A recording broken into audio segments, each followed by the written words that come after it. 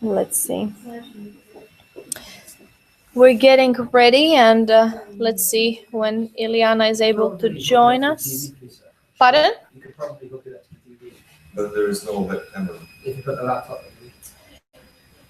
Let's sit here. I think now Okay. it's the easiest, perhaps. And, I thought about it, but then I thought, well, I don't know. This is more comfortable. Or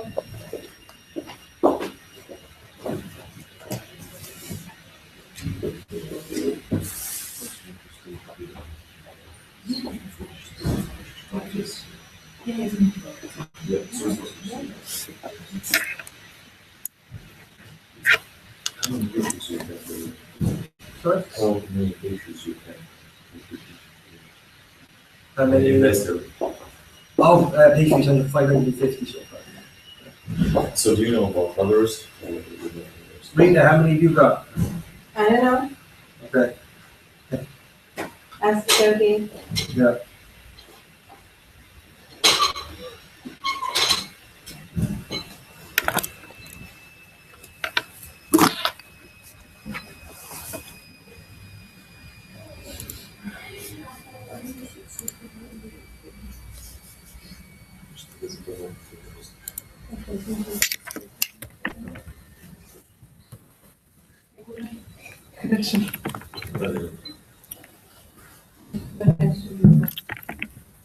Okej, chodź tam. Daj. Nie, słuchaj, ty ja. Okej?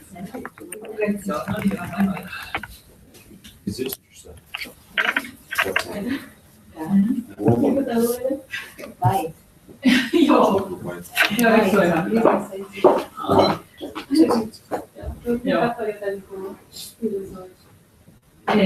Ei se ole ihan. Joo, se toinen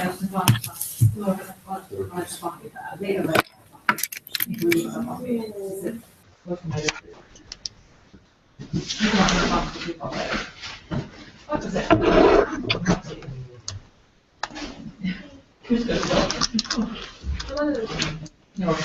vanha.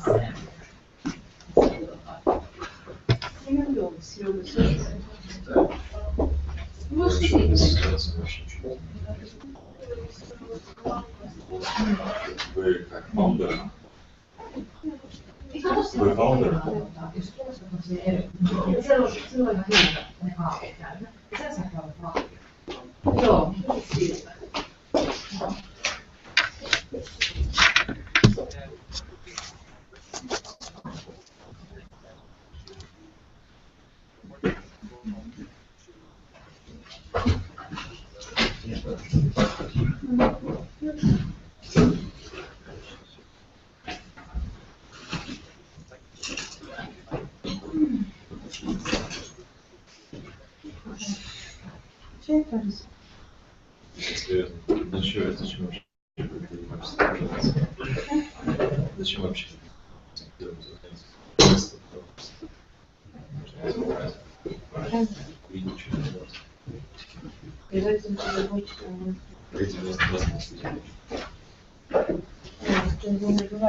Is your laptop loud enough? Huh? Is your laptop loud enough? I have like a speaker downstairs and like lock it. No, I'm just, I think it will be okay.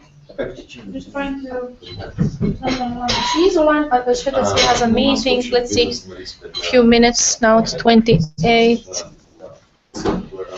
I sent her the invitation. But in the meantime, perhaps we can go through one thing that I wanted to be going on. And how many of you are participating? Yeah. 3 of us. 3 of us. Yeah. 3 of you. Okay, who is participating? You, Woodfinder, Bat Machine, Dot Machine, and so. And stupid games. Yes. Okay. So 4. What I would like to show you is 2 things. One is this website. I don't know if you know it, because I'm showing you things that they're free and affordable.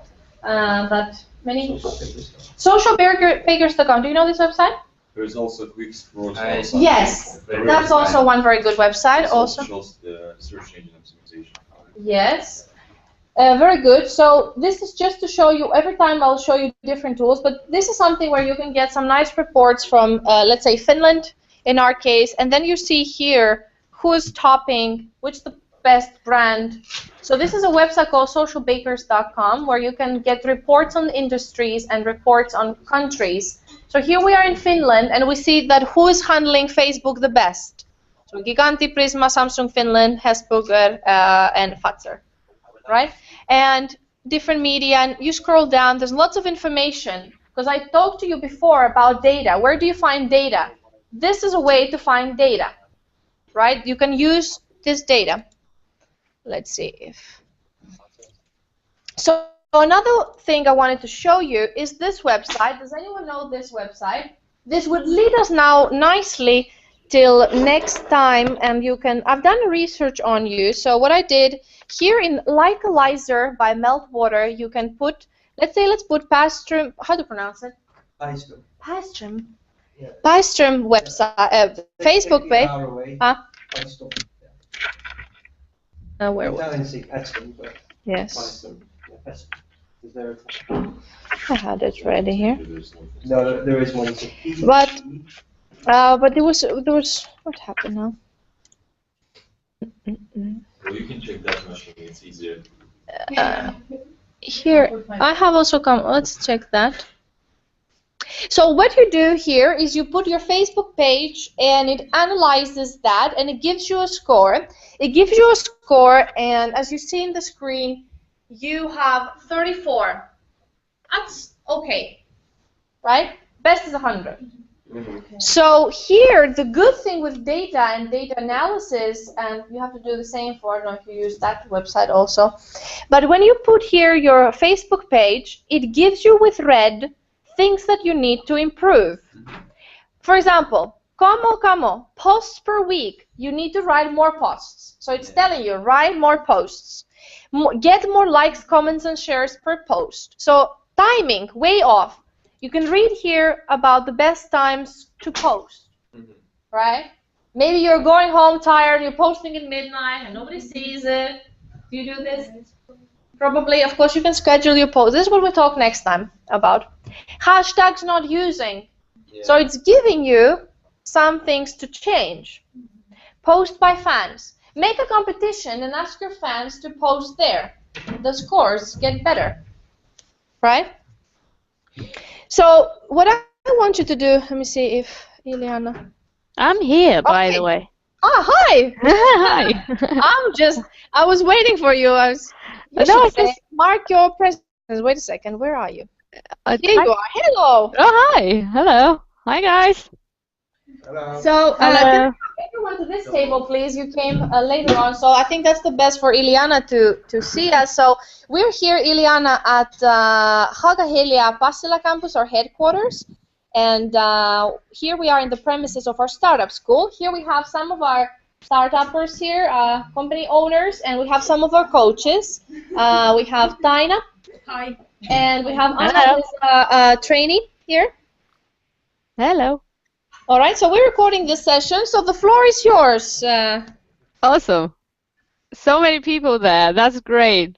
It's great to meet you guys. I don't know what Krista told you about me, but I'll probably make a little introduction of myself and my background. So, as you know, my name's Iliyana. I'm originally Bulgarian, but I spent the last 6 years moving around Europe a lot. So going to Germany and then England and back to Germany, and now I live in Ireland. And I have an extensive PR and social media marketing background, mainly social media, to be honest, working in agencies and digital and PR agencies. My last role was working for Ketchum. So it's one of the largest PR networks in the world, and I was handling Procter & Gamble brands there, doing their social media marketing for Max Factor, Pantene, and Head & Shoulders for Germany. So a pretty stressful client, I'd say. And then HubSpot discovered me and brought me to Ireland. And now I'm here. I'm a channel consultant, and I'm helping our partners, which are agencies from Europe, grow and develop their businesses, basically. But yeah, I think that's it. So guess now is your turn. You can shoot me any questions you'd like. Yeah, so I asked you to think of some questions for Iliyana, and they asked me what is our Iliyana's strong suits, and I said, well, so many things: content marketing, social media, blogging, PR. So I think you have lots of things in your mind. So please, we have an expert all the way from Dublin. So who would like to go first? Yeah, go on. John. Hi, yeah. Hi, John. Hi, how are you? I'm good, thanks. How are you? Yeah, good, good. Yeah, I've got a business which it's a small thing at the moment, which basically I'm kind of relying on in terms of social media, my own friends and this sort of thing. This is where I'm doing my marketing from. But in terms of actually gathering like likes and page views and activity on the company page, moving away from people that I know, how would I go about doing that? Well, first of all, I don't think you need to. I really don't. You know, when people talk about likes and gathering likes, that's not really the most important metric for you. Obviously, yes, it's important to generate brand awareness, you know, and to get for more people to know you, but that shouldn't be the focus. You should be focusing on engagement. At the end of the day, I'm guessing Krista talked about that as well. So social media is about conversations, and it with a new business, it needs to be about the quality, not so much about the quantity. And just saying that, obviously, the way to go about and maybe share that page and make it more popular is to leverage all of your other networks as well. So start curating and sharing useful content. Start using LinkedIn groups. They're really, really powerful when it comes to that. I don't know, do you use Twitter? Yeah. Use Twitter and bring people to your page as well. Start engaging, you know, retweeting, following other thought leaders in your industry or even potential customers. You're leveraging your friends, so word of mouth, that works obviously as well. Yeah. But yeah, my advice has always been focus on the quality and not that much on the quantity. Okay, so of metrics. So in terms of quality as opposed to quantity, are you also talking about like I wouldn't need to post, for example, content which generates conversations 4 times a day? As a small company, I don't need to do that. It's more about maybe once or twice a week, something which is interesting and engaging and then generates some interest. Exactly. Okay. Exactly. That as well. Right. Kind of like a best practice. So we in my previous agency, we worked very closely with Facebook. So obviously, I mean, managing Procter & Gamble brands, we kind of had a very close relationship with Facebook, and their best practice is for businesses and for their pages really is 3 times a week. Okay, that's Obviously. Take notes. Obviously, if that works for your business, again, social media is not a one-size-fits-all, you know. Yeah. So really depends. Okay, fair enough. Just one more question, and then Yeah, go ahead. yeah. In terms of blogging as well, obviously this is like also an important component of generating at least industry standing by interacting with other bloggers, but also becoming an authority as well. So is one, again, I know that you can't really put a number on these things, but like something interesting once a week or once every 2 weeks, a little bit of commenting on other blogs. This is enough, would you say? Again, it depends on what you want to achieve, but with regards to blogging, it's more about the resources. So are you the only person who'd be blogging? I'm the only person, and my business is aimed at B2B, actually, so it is other business. Okay. Yeah. How much time can you spend per week to blog? I don't know, I'll probably find 60 minutes somewhere. Okay, well, that answers kind of your question. So start with where, you know, it all depends on your resources. So as you say, probably just 1 blog post a week would be what you'd be able to do at the moment. So this kind of, you know, Yeah. answers your questions. That doesn't mean that you're not going to get any traction. I mean, especially if you cross-promote that. And again, share it on Facebook, share it on Twitter, share it with your friends, you know, put it on Facebook, make sure it gets read. Leverage LinkedIn. So if you're in the B2B industry, definitely go on LinkedIn, and maybe even try and repurpose and republish your blog posts on LinkedIn posts. Right. Thank you very much. My pleasure. Hope that helps. Yeah, it does. Thank you. I would like to Igor, tell Hello. us a little bit about yourself. Hi, Igor. I have a question about the blogging. I Okay. would like to start it, and I would like to find a person, right person, who will do it for me. But the Okay. question is, it should be a person who a specialist in the blogging, but as well a specialist in my area of activity. But the main question is, what's the balance? What's the right balance of? Should it be more specialist in blogging or more specialist in my area? How to find this balance? What's your area? It's military stuff, active life equipment. It's hobby stuff. It's some kind of special area of products. That's why. Okay. Not just that's what this question. So that sounds complicated. So that's kind of a specialist area, as you say. And in this regard, I'd probably find a person who has both. So find the right balance. Someone who enjoys writing. Maybe he or she is not an expert in blogging, but enjoys writing and understands your topic and would be able to provide value to your readers and talk about that. So I would go about it and find the right balance there. Do you have anyone in mind who's interested in that area, who has the knowledge in that area? I'm still searching for, not found, but it depends from the balance, because should I search for a person who is professional in the blogging or professional in my area? That's why it depends who I search for. But do you exclude this? Do you think that a person who's professional in your area could not be a good blogger? Or with it's more difficult to find. Yeah. It's more difficult to find. Of course, it's more expensive for a startup. That's why I'm searching for the right balance. Right. Yeah, that's an interesting question. We have the simple. We're trying to outsource that. So I'm a co-founder of That Machine. We are a SaaS analytics. Maybe you know, because HubSpot is also a software as a service company. Yeah. We provide analytics for those companies, and in order to improve our search engine optimization and work on that, we also need blog.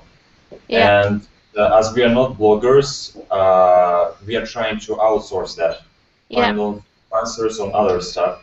And yeah, that's an interesting question of how you can manage all of that stuff. You can definitely do that as well and outsource, sorry.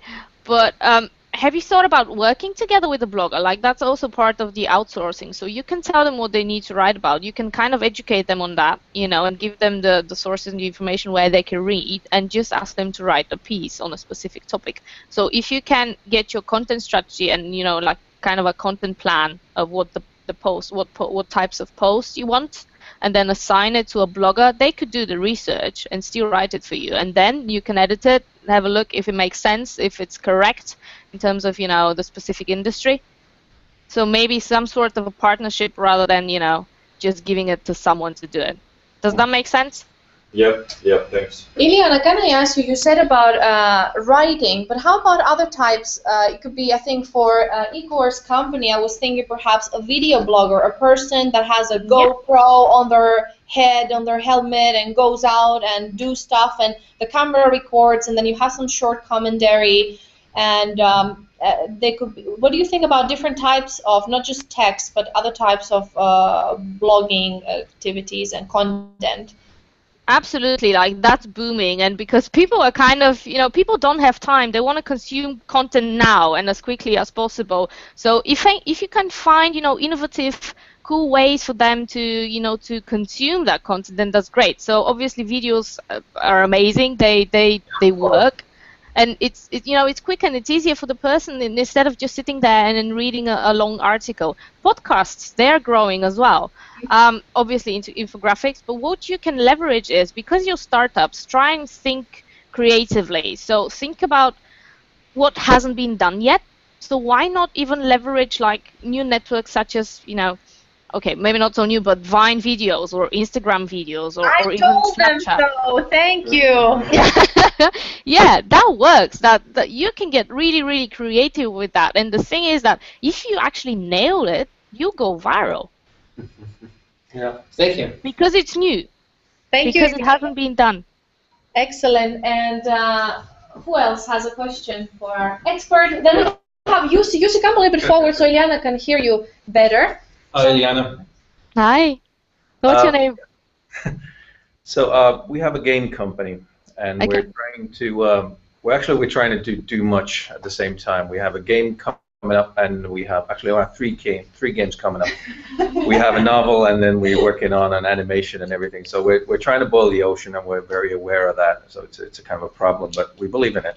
It's a choice, and but the thing is that actually when you're trying to build intellectual property, and there's a lot of those companies out there who do world building. So how do we go about creating credibility to differentiate that they would actually take us seriously? Any thoughts on that? Create credibility on that via social media or in general? Anything really. Anything really. I'd probably say you need to position yourself as a thought leader, kind of like as an expert in the area. Yeah. So to do that, content marketing is great for that. So this means, in this case, you should rather focus on creating quality stuff rather than quantity. So, and also, I mean, if I understand that correctly, do you have a blog? Like, do you do anything already in regards to content marketing? Yeah, we actually do. We have Facebook, and we're doing blog writings, and so we're doing some of that. Yeah. Yeah, and but go ahead. Yeah. So it's we are reaching people, and we're sort of the numbers are increasing because we're doing videos on, and we're doing articles and stuff. So it was sort of, we thought about the sort of being an expert in the field of world building, and we're sort of gaining some traction on it because we've been ordered articles on the stuff and everything, and so some of the research that we've done on the area is actually sort of has been interesting to people. Oh, that's great. So you're doing research. Do you have any ebooks and white papers? We've published a paper on it, but we haven't really done a sort of a general sort of ebook or anything like that, it's in the works, but haven't had the time yet. That's it. Maybe that's the thing. So for you to position yourself as an expert, as a thought leader, and I think that you need to focus on creating this type of offers for people. So obviously this would help you generate some leads, and then convert those leads, get their contacts and stuff like that when you ask them to download your free content. But that really works. Like for us in HubSpot, this has worked as well. So for years we've been publishing ebooks, white papers, and stuff like that, and offering them to people for free, and so they see us as an expert in inbound marketing. So this has worked for us. Okay. And Iliyana, you're an expert yourself in that you're a very avid blogger, and you're author of 2 or 3 books at the moment. Two books. Two books already. Yeah. 2 books already by age 23, and lots of great content on IliyanaStareva.com on her blog. And Iliyana has curated a great list for us. I showed you the list of content from HubSpot that you could use and see templates and really interesting blog posts. So the idea of the white paper, I think, as you heard from Iliyana, also of the ebook that can be on SlideShare or downloadable, and you get the lead, something that we discussed about. Perhaps you can think about if you have material that you can repurpose. And then we have Suvi here from the same startup. So has a question. Hi. Actually, this conversation brought to mind that how do you think about combining personal blogs with the company blog? He doesn't have a personal blog, I do. But you could be a thought leader by yourself and combine that to the company. How will that I work? think it's a great idea. Yeah. I think it adds up a personal touch, because at the end of the day, people want to do business with other people. They don't want to do business with machines. They want to get to know you. So I think it's great. It adds up, as I said, a personal touch. And it's actually related to the question I had in mind when we started about we need to address very different kinds of audiences, like customers, sure, but also investors and potential co-creators, so to say. And it's kind of difficult The needs are very different. Yeah, sending out two different kinds of messages. Other one would be sort of, a logical message maybe to the possible investors, and maybe sort of more casual message to the possible fans and co-creators. Yeah. Yeah. So I think that Krista talked to you about buyer personas today, right? Yes. Yeah. So this is essential, and this is what we preach here as well. So define your buyer personas. You obviously know you have these two very different audiences. So make sure you spend enough time on defining your audiences. So what are their challenges? What are their pain points? What are their needs? What do they expect of your business? What do they look for from your business? You know, what do they want to gain, and all of these things. So really define that. And based on their challenges and their pain points and the questions that they're asking, think about creating like a content map, you know, for each one of them, where you define the topics you want to talk. So brainstorm some blogging ideas or some posts on Facebook, and really differentiate these two very different audiences. I know this is a challenge basically, but you kind of need to do that. And I think what would help you here is, at HubSpot, we have you ever heard of the buyer's journey? No. So the buyer's journey is something we use for our buyer personas as well. So it's very helpful when you need to map your content for the different stages of the buyer's journey. And basically, the buyer's journey is the process that someone goes through from, you know, not knowing your business, getting to know it, you know, becoming a visitor to a website or whatever that is, and then moving him further down the funnel for him to become your customer.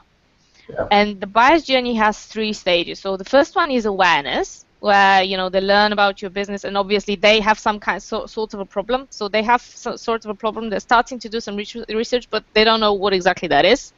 And then after that, they're moved to consideration. Consideration is the stage where a solution kind of is offered. So it gets into more detail, but they're still not sure. They're researching. They want to learn more about the options. And they wanna find a solution to the problem. And then the decision stage is where they have found that solution. Is the stage where you start talking about your business. Basically, is the point where your name comes in.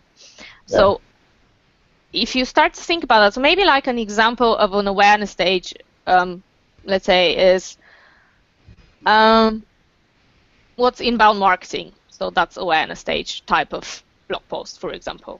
And then moving to consideration would be benefits of an inbound marketing software. And then at the decision stage, you would be like, why HubSpot is better than the other inbound marketing software providers, for example. This is where the name HubSpot comes in. So this is like kind of like a name. So maybe you can even just Google buyer personas HubSpot.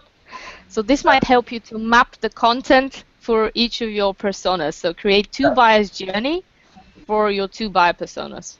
Does that help? Yeah, thank you, Iliyana. I think that's, we touched upon this, and then they have a task until the time we meet, and they'll be working actually on their buyer personas. I provided them the links. We're using actually the template from HubSpot. Oh, cool. And so they will have to implement and actually even draw their buyer personas. Right. That's amazing. Lots of drawings going on at the back. If you see, we try to personify their brands. So there, as you see below, they're all the brands personified. So they made a very good job in creating those. Very good, very good. Well done. Well, so we have a little exhibition going on. Well, thanks, Iliyana. It was great. Thank you. Thanks. Thank you, guys. Hope I could help. That was great fun. Then we have someone else would like to ask. Yes. Yeah, I actually have one question. Yeah. We have pretty much the statistics on users for our website, because for Food Finder we're adding the promotions on the website for grocery deals, and like nowadays we are looking more like for investments. So my question would be, like, what channel is the best to reach the potential investors? Do you mean social media? Yeah, like which social media channel we should be using more to reach the investment? I would go on LinkedIn. LinkedIn is my personal favorite when it comes to B2B. So definitely try LinkedIn. All right. I'm pretty sure you'd be able to find groups there. Like even Startup groups, there are loads of that. You should be able to even find investment groups there as well. So investment for startups. And just see what conversations are happening around there, see what are the people that are posting. You'll probably be able to even find investors who are looking for the next startup there. So, just start listening and monitoring what they're saying, and then you'd probably even notice someone who might be of interest for your business. Okay, thank you. Does that help? Yeah. Yeah, go ahead, please. Does that help? Does that help? Yeah, I think so. Because we didn't use LinkedIn that much before. We were kind of trying to attract the user first, so it was more like Twitter and Facebook. So in the next step, now this is our first workshop, as you know, and then in the next time we'll focus more into each platform, and they'll make concrete plans and content plans for each of them. Just a follow-up to Margarita's question. So even if you join a group in LinkedIn, there are so many people either lurking and observing and monitoring. Yeah. There's some people commenting, some people creating content.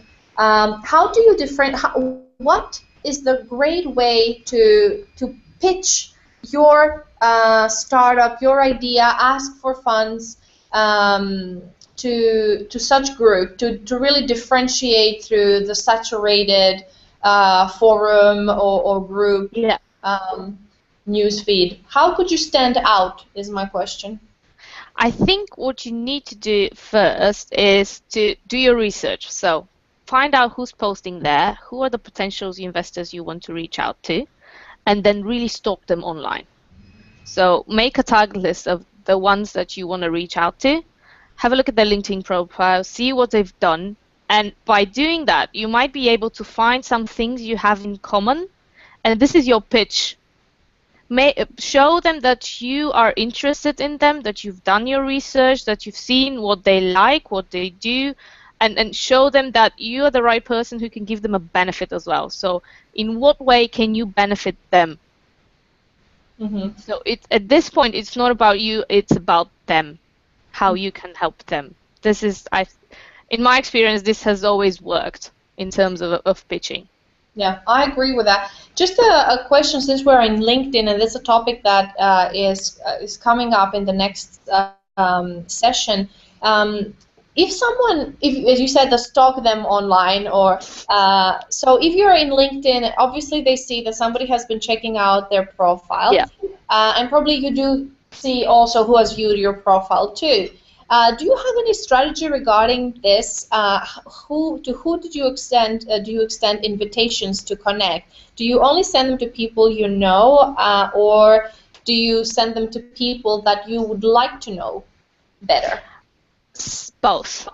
But if you're reaching out to people we don't know personally, you've never been in contact with, make sure you personalize in your invitation. So when you click on connect, and there you see, the default one, I'd like to connect with you on my LinkedIn, whatever that is. Make sure you personalize that. Say, hi, I saw your profile. I noticed you're interested in this. This is an area I'm interested in. Let's collaborate.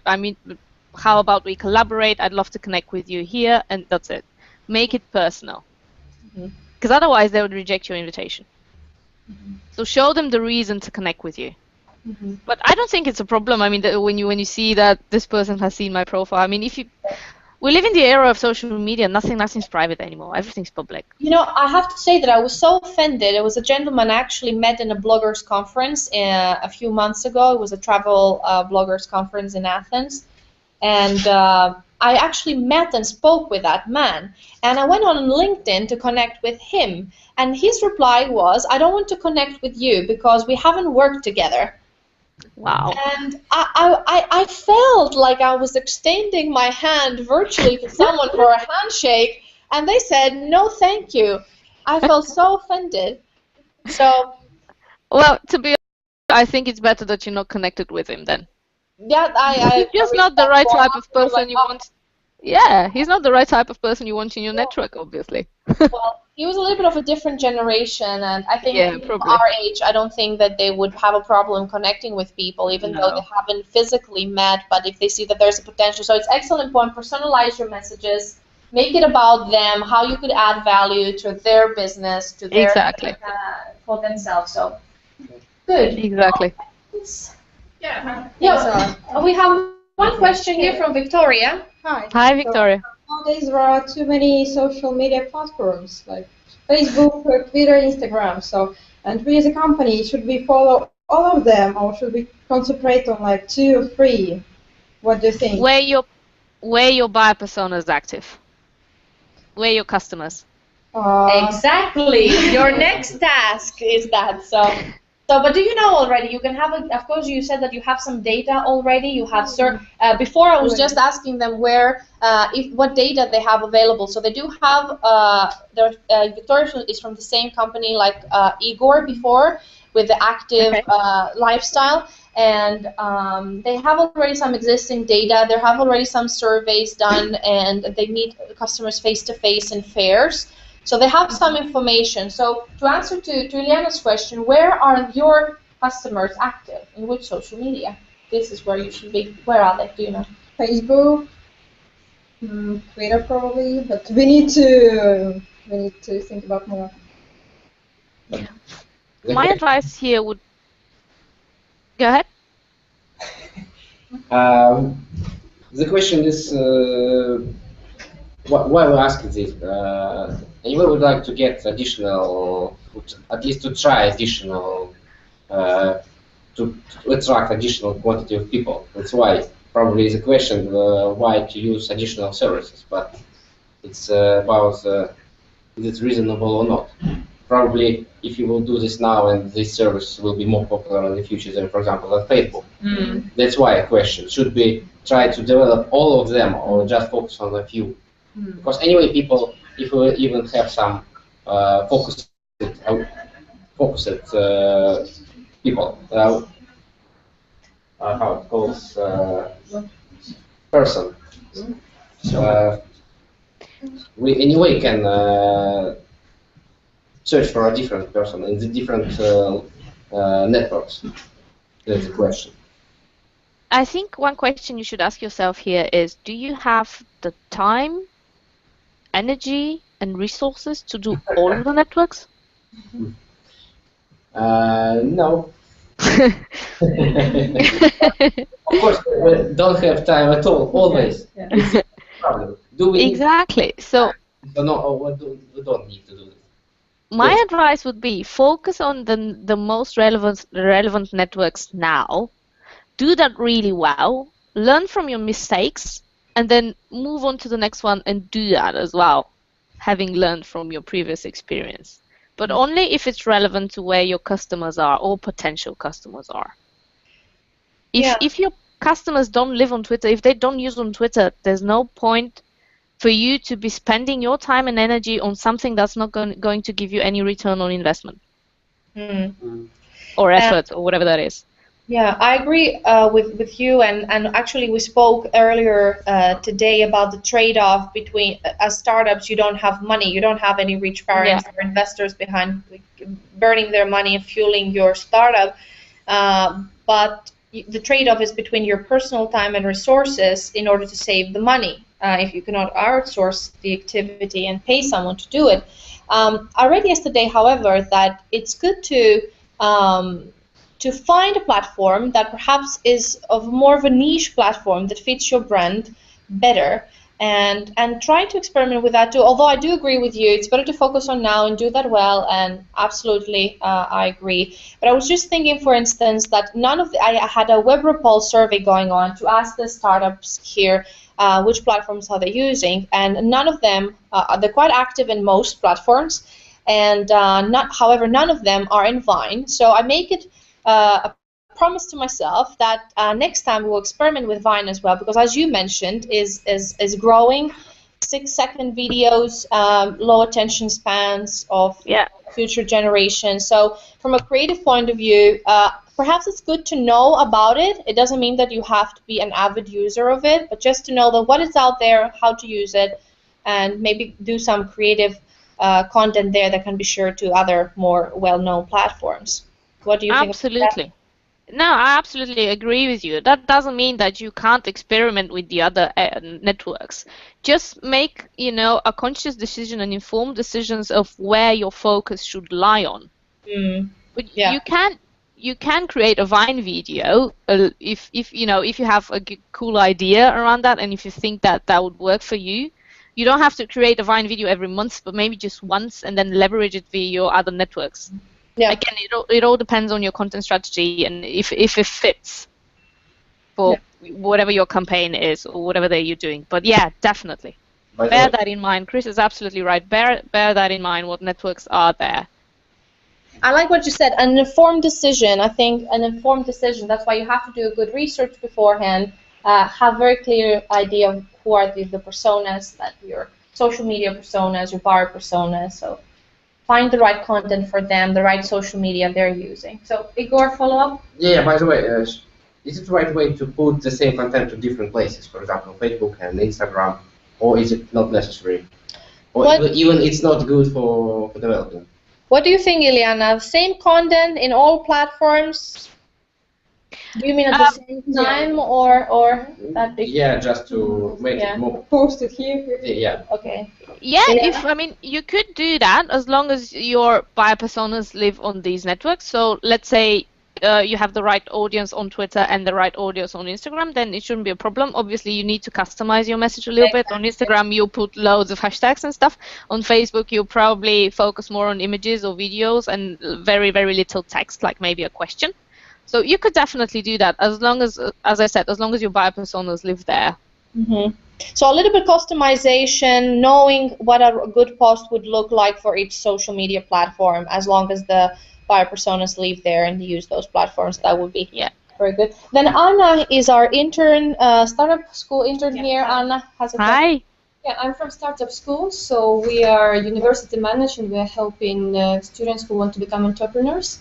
And well, my question is that I'm managing Facebook at the moment, but we had these ideas of getting like a group of students to do the posts for our Facebook page. So the question is basically, is it better that there is only one person managing social media, or is it okay if there are like several different people doing that at the same time? What challenges can there be?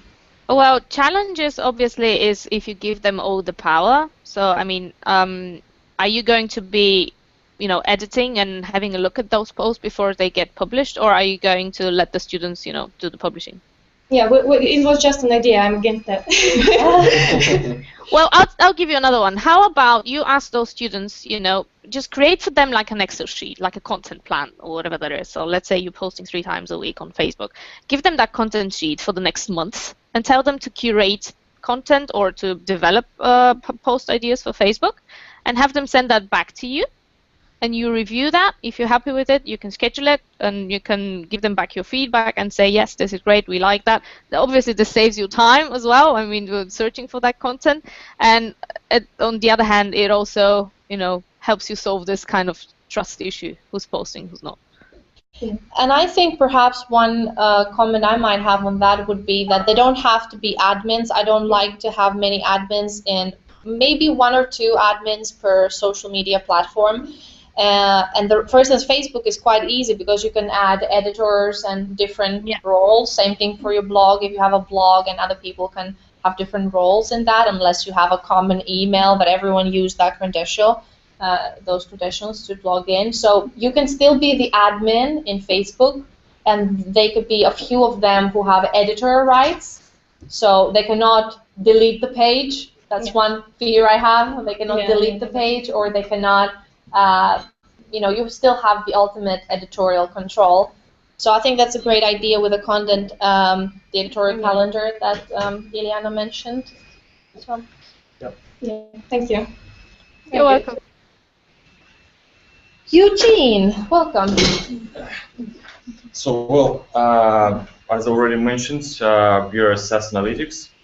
And so I know there are lots of cases about how HubSpot went viral using growth hacking and other stuff. So maybe you can see some tactics or advices on how we can go viral if we are B2B. In terms of grow viral, what do you mean by that exactly? In Grow the online space? So that you gained lots of so the HubSpot gained a lot of unique visitors in a short period of time. Yeah. It was all content. It really was all content. We blog a lot. We publish multiple times a day. We have a lot of free resources. People love that. People really, really love that. So we share knowledge for free, kind of. This is how we did it, basically. So guys, ebooks. Yeah, we educate people. That's it. We provide value for people without, expecting anything in return. Well, yeah. This is what has worked. I mean, I've been with the company for a few months now, but I've been following their progress and the development for the past few years. I mean, since they exist anyway. And this is what I've noticed. It's content marketing. Yeah. Okay. Thank you. You're welcome. Iliyana, you have something that you mentioned about startups. So would you like to talk about that program to our startup cases here that we have? Yeah. So guys, we have a startup program here at HubSpot. It was recently launched in EMEA, so it's now available for companies and for startups in Europe. Before that, it was only possible. It was only available in the US, but it had seen great success there. So we decided to kind of transfer it globally. But basically, how it works is that if you qualify, you obviously need to apply for that. It's only for startups, and we've got funding around that. And what happens is that if you choose to use HubSpot for your digital marketing, for the first year, you kind of get 90% off. For the second year, you get 50% off. And there are a lot of other benefits anyway around that. So it's just for startups, basically, to help you grow your businesses with HubSpot. And in her follow-up email, Krista will send you more information on that. But basically, you can also find it online. And it's, let me see, I see you typing on your computer. But basically, the website is, give me a second. And that's why we call it Jumpstart, because your startups, you're trying to, put your business out there and grow. So with HubSpot, you can definitely get a Jumpstart. So it's hubspot.com/jumpstart, basically. Okay. Thank you. Good. Thank you, Iliyana. I will forward some more information to our students here at the startup school. Something else? Yeah, Iliyana. John. Just, is there anything you haven't mentioned that you should have mentioned? Or is there anything that, like, for example, which is good practice, which you haven't mentioned, or pitfalls, which you haven't mentioned, at least for startups? Have a solid plan and a strategy, and make sure you manage your expectations. I think that's... Excellent, Iliyana. I hope you know that, because you're also verifying what I've been trying to say here since 10 o'clock this morning. So very good. Thank you so much. So, Iliyana, thank you very much for your time. I know you're very busy, and perhaps you're skipping lunch to be with us. Hopefully you have something. It's okay. I'm enjoying it. Thank you. You're excellent. And Iliyana's, follow her blog, iliyanastareva.com. Excellent content there. Great infographics, great content, books. She curated a list of contacts of blog HubSpot articles for us. That's already in Moodle. And Iliyana will be with us actually in April, right? Yes, yes. So in our next session, we'll have Iliyana in April session, when we talk about blogging. We'll have Iliyana, that time from Bulgaria. She'll be on holidays, but she's kind enough to join us in this Google Hangout on air and share her knowledge, because your motto is always learning. Exactly, that's my motto, always learning. Actually, that's perfect. Great. Thank you, Iliyana. Thank you so much. Thank Goodbye, you, guys. Have a great day, and add me on LinkedIn. All right. Definitely. Okay.